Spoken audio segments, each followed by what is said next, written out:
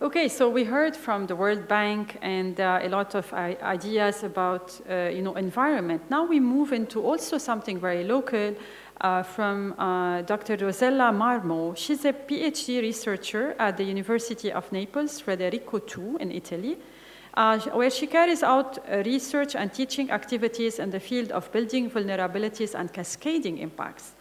She gained her PhD in civil engineering, and this is considered a pioneering performance information model for maintenance and facility management. She was a senior scientist assistant at ETH Zurich, where she worked on building resilience and infrastructure for health in collaboration with WHO and the Red Cross. She also worked on developing guidance and setting up underground hospital services in conflict situations. So she's going to be uniquely positioned to share her experience as a leading voice in the integration of data-driven methodologies for enhancing the resilience and safety of the built environment.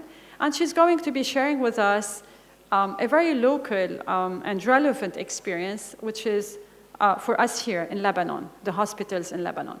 So can you please help me welcome Professor Rossella to stage?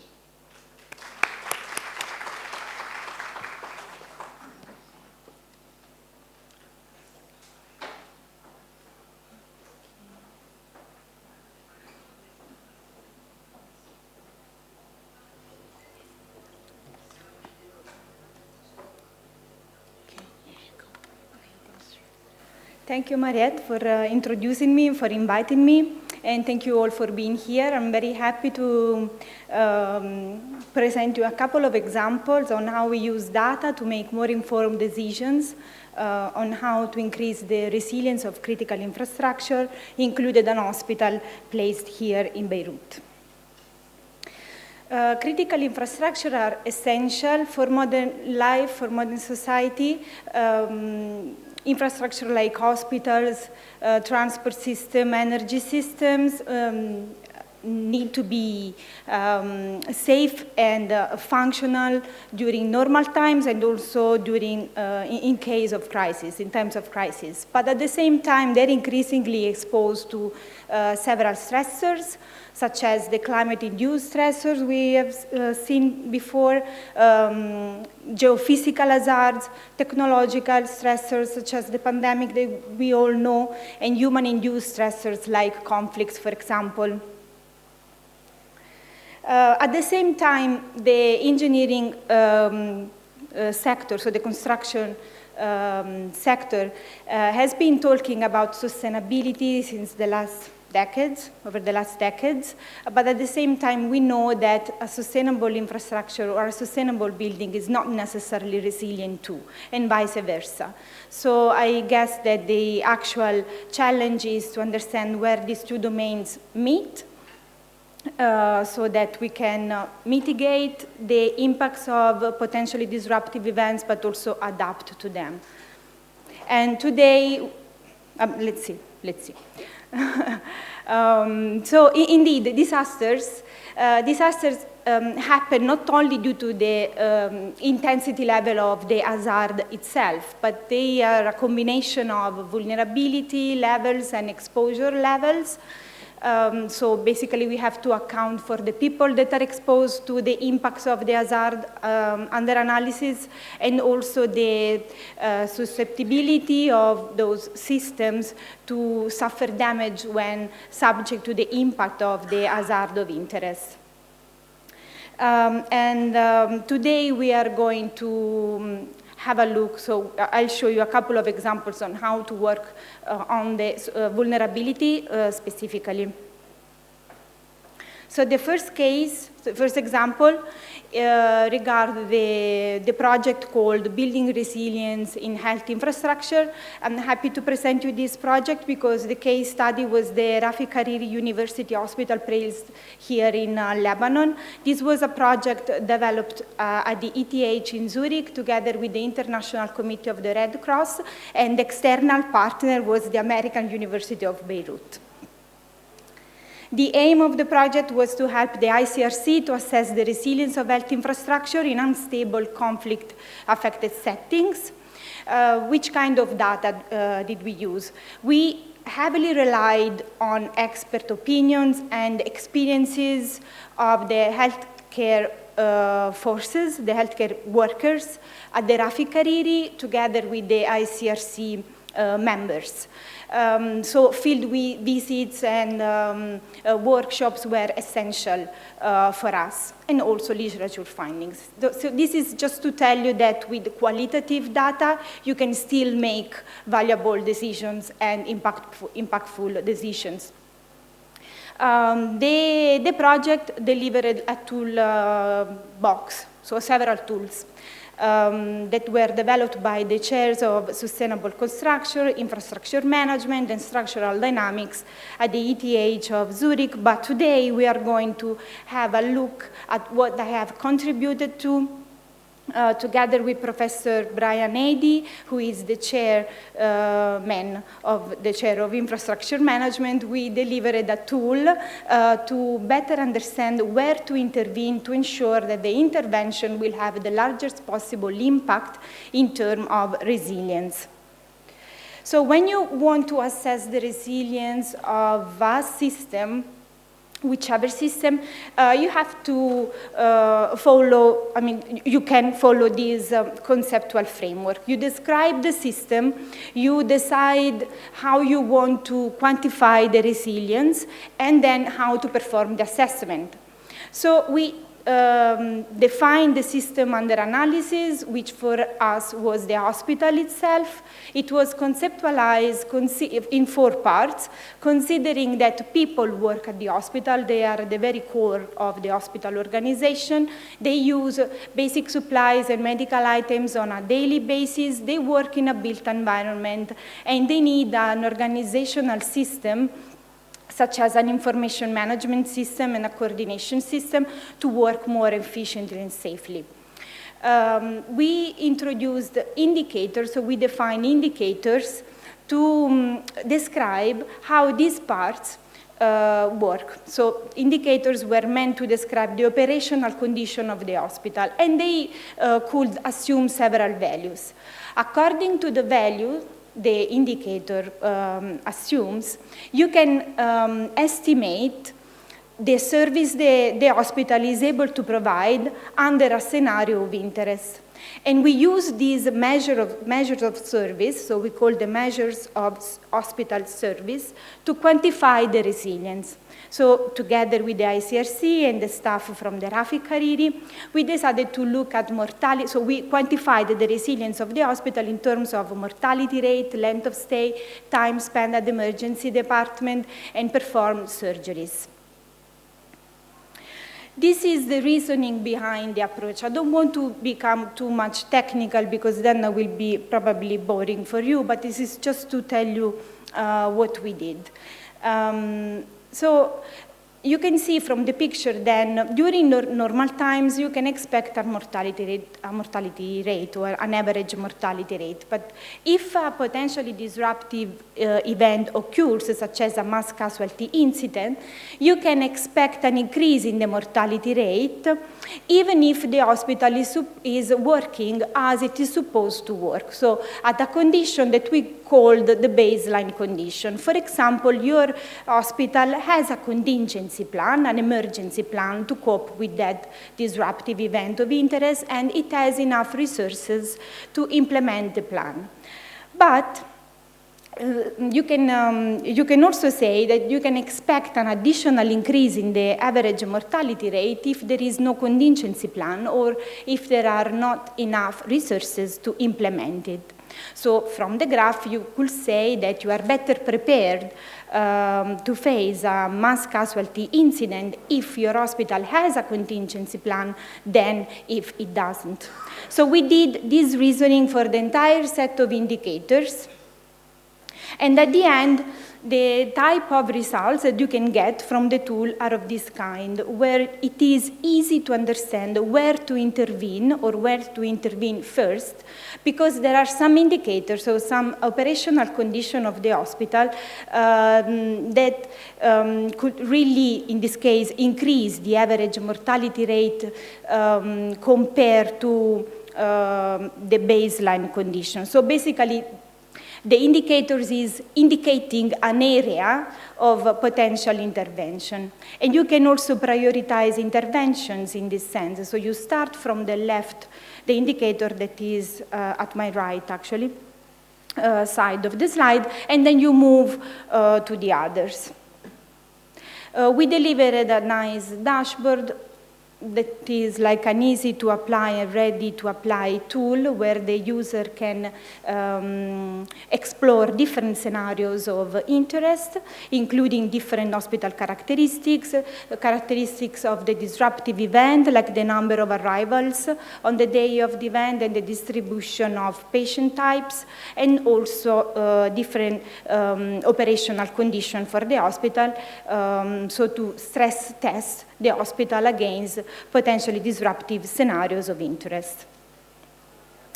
The other example that I would like to show you is another, let's say, local, but not local here, local my hometown in Naples, a local project, which is related to the rapid survey for vulnerability analysis of residential building facades.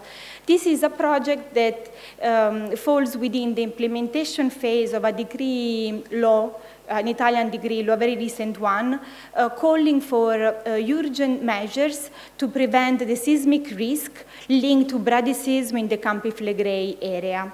I'll need to give you a little bit of context on this because I understand that it's not probably very well known.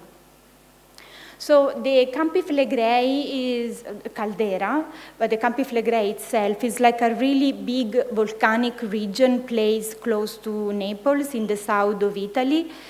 This is the case where disasters can happen because the exposure level is very high.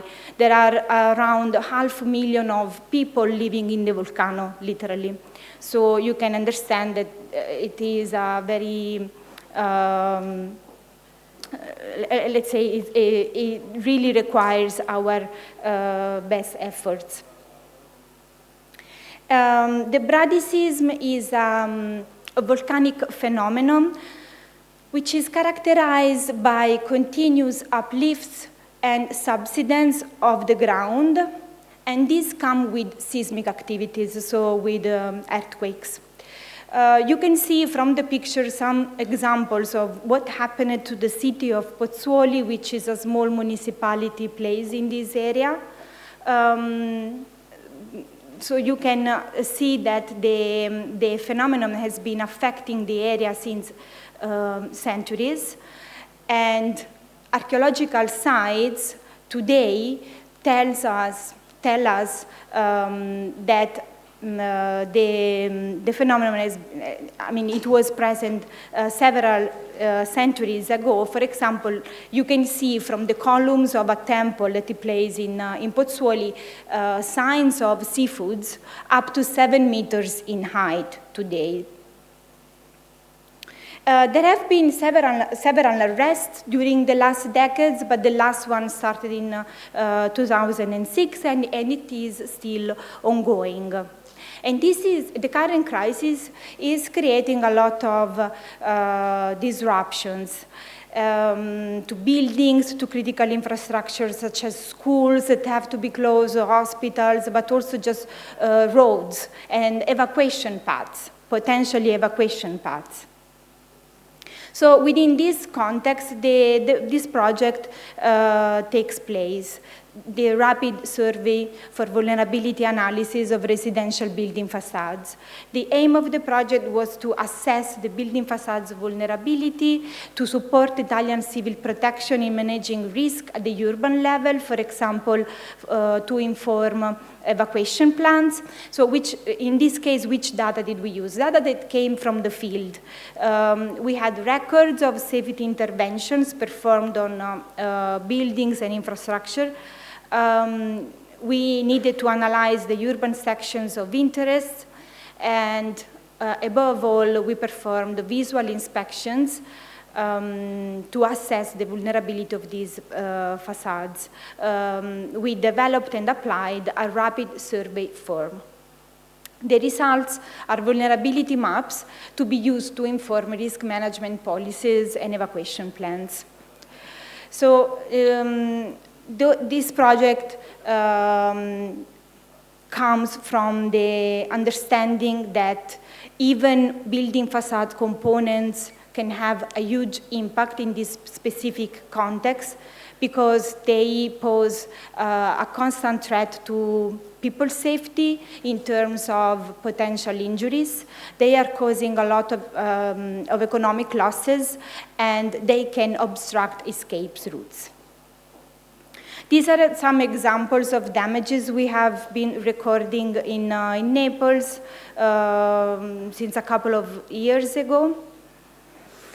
And so with the rapid survey form I mentioned it before, we went on the field, we did the visual inspection, we filled the form, and we were able to, at the end, deliver maps that present building frontages vulnerability levels so that the Italian civil protection can use these maps to understand if adjustments are needed at the evacuation plan level. At the moment, this is an ongoing research project. We are trying to automatize these vulnerability analysis using artificial intelligence and 3D modeling. So with the large amount of pictures that we collected from the field visits, we built, on one hand, a BIM model, so a building information model, and on the other hand, an artificial intelligence model. And then we combined the two in order to facilitate the interpretation of the results.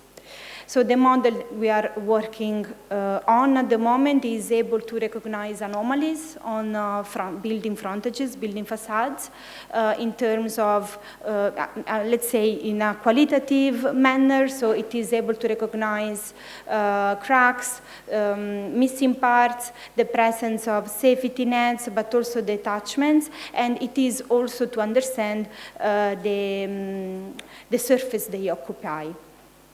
Indeed, the output of this artificial intelligence model are bounding boxes that come with the anomalies type and geometrical features of these bounding boxes.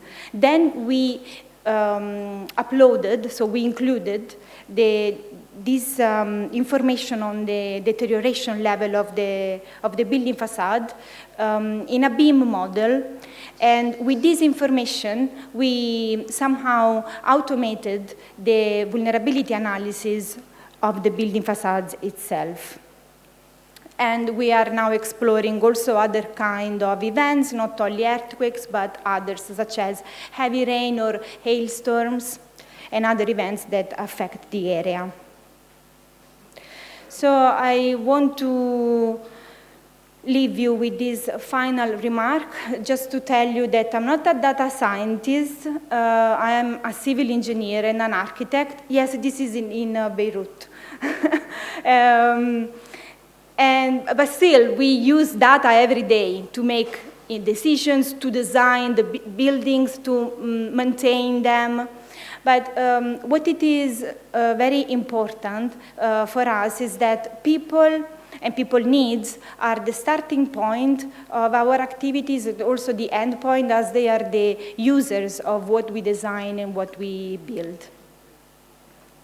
So thank you very much for being here, and if you have any questions, I will be happy to answer them. You can either email me or contact me on LinkedIn, and I will be here at lunch and later on. Thank you.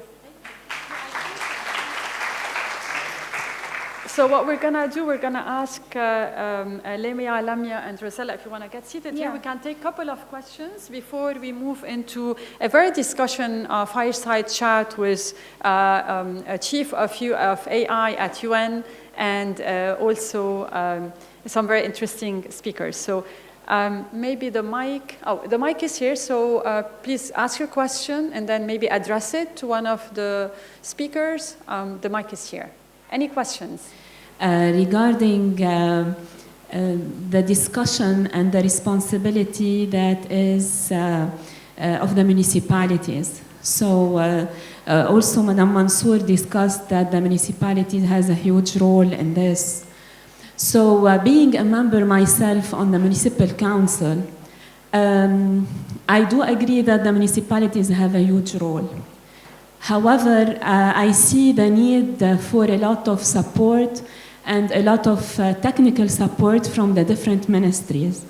And here I would like to ask, especially regarding the discussion that is going on now and the preparation regarding the waste to management that is being implemented and prepared, and there are MOUs that are signed now between the Union of Municipalities and private companies.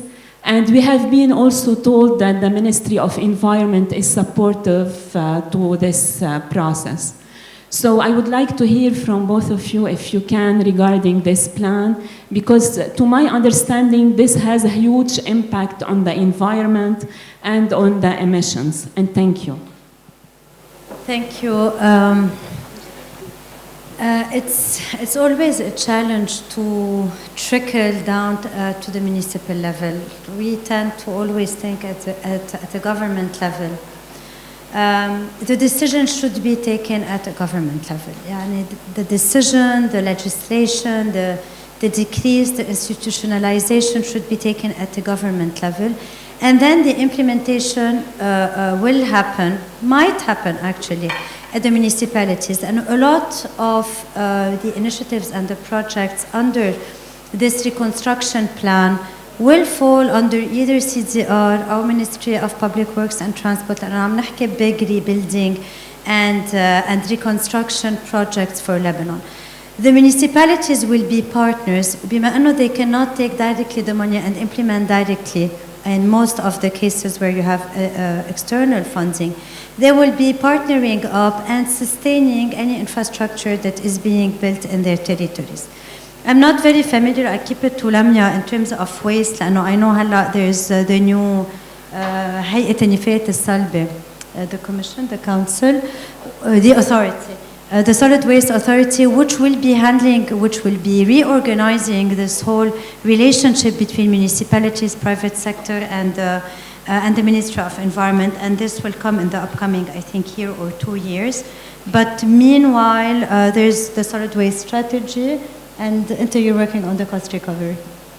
Are clear by law, so municipalities have a role in solid waste management, but they don't have the financing that corresponds to it, لأنه بقانون البلديات في كناسة وحراسة. There is nothing related to management, so you cannot hand over a responsibility if you don't hand over the financial resources to do it.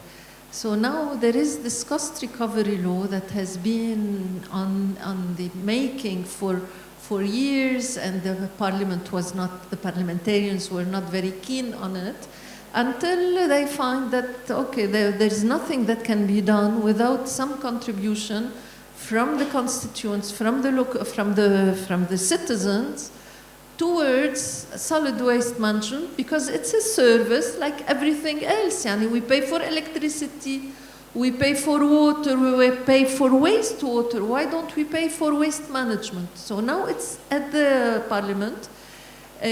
Hopefully it will be voted soon. When it is voted, it will allow municipality to collect fees in order to be able to contract whether a private sector, do it themselves. They will have to have a plan. We are working on plans. So we have developed a strategy. The government has developed a strategy. We supported them. We are also supporting several service zones, like sometimes they are one union or several unions together. Sometimes they decide they want to split, and then they're working alone. So we are also working at local level with either municipalities or unions of municipalities to develop solid waste management plans, in the hope that soon they will have the money to implement these plans. And these local plans need to be approved by the Ministry of Environment. So again, there is review clearances that need to be coherent with the national strategy.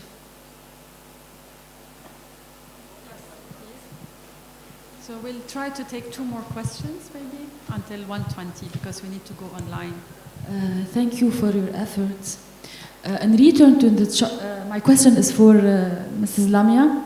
In return to the charts concerning the numbers in the charts about solid waste management, you mentioned that in the United of Many and WiDS, it seems the numbers seems not logic. Are these numbers estimated, accurate, or what? No, they are not estimation. They are real costs. So we had very detailed questionnaires. We had extensive meetings with the finance officers of these unions of municipalities of the 6 clusters we worked in. So these are the real costs that they have to pay to cover the cost of collection and disposal. Now they are not taking the garbage, the waste, to sanitary landfill, which becomes more expensive. They are taking them to open dump. So the gate fee is around $5 or $10, while the real cost of treatment at a proper sanitary landfill can be around $30. So this is why they are more on the low side, because of the type of treatment that they are doing. And they understand that. And actually they cannot afford more than this. Even this, they don't have it in their budget.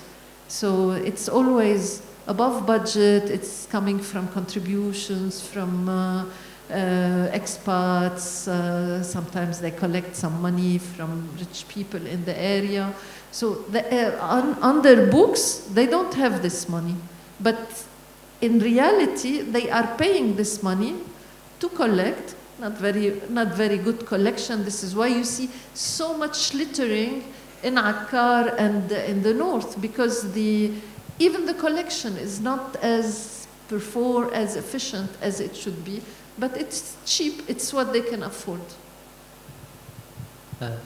Sorry, I was one of the activists in 2015 regarding the garbage crisis. In that time, we noticed that the real cost for the garbage is $60, while we were paying from the money of the municipalities $170. And there were a person who was involved in this, and he told me that $110 per each ton, they send it to the politician as a gift at the end of every year. Later on, after 2015, Akram Shayib became the one who was responsible about the garbage, while the minister was Muhammad Mashnou, and they raised the cost to $225. It's one of the corrupted file, the biggest corrupted file in the country. Why? Most of the money of the municipalities goes, especially in the area where the company If I may ask Blue, you to shorten. Blue, Yeah. City Blue. Before it was for Sukli. Most of the money of the municipalities go direct as transaction from the Ministry of Finance to this company, not through the municipalities. While it should be passing through municipalities, and the municipalities should pay. Okay, My question is there a real comparison between Lebanon and any other countries like Lebanon? Exactly what is the cost? For example, in Tunisia, what's the cost? Okay, because we need to start at 1:20. I'm yes, sorry. So thank let's. Right. So, yes, in this study that I presented today, there are some estimation for each value chain. So collection, what is the low cost and high cost based on existing contracts in Lebanon. And the average is not 60, like the minimum is $80 per ton minimum, okay? But this $80 per ton will not give you the result that, like I was discussing with a French enterprise, like governmental enterprise, about the compost quality that we have in Lebanon, which we cannot bring up to a level, a grade A.